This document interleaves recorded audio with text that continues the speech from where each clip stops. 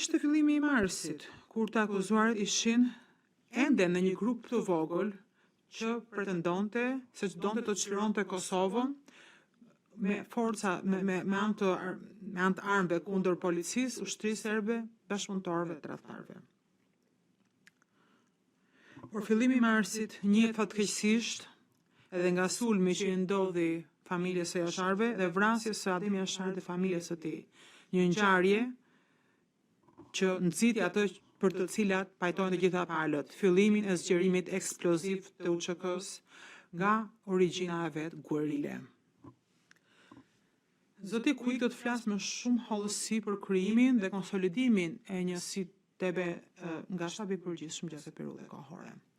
Por unë po ju jap thjesht një panoramë të përgjithshme.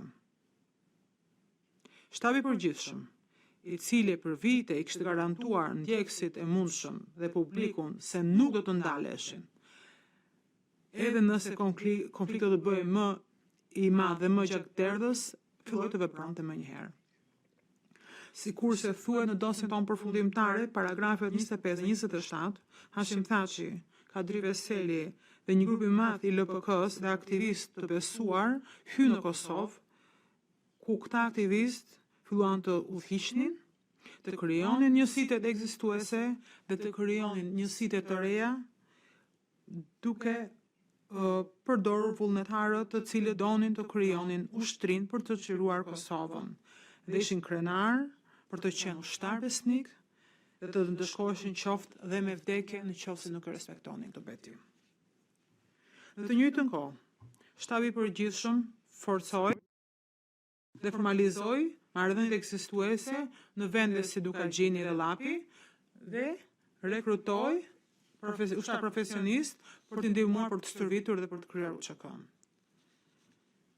Sikurse tha Jakub Krasniqi në provën P796, UÇK filloi të zgjerohej nga një ushtri guerile dhe ishte shtabi I përgjithshëm që në thonjza kishte përgjegjësinë për të organizuar këtë ushtri.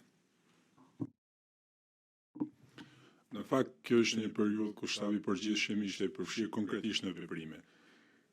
Siç vërejti Bislim Zjerapi në provën P065, përpara arritjes së profesionistëve ushtarak, shtabi I përgjithshëm I UÇK-s kishte kontroll mbi të gjitha njësitë e tyre, por mënyra se si deri në atë kohë shtabi ushtronte kontrollin e tij kishte qenë një barrë e madhe për të.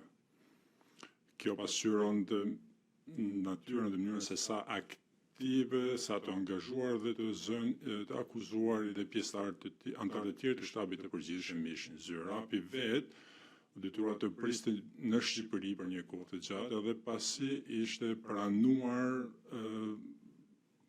dhe priste që tha që të mërrinte në Kosovë që ta sillte atë bashkë me të. Këta mund ta shihni në një pasqyrim tjetër në provën P1, 2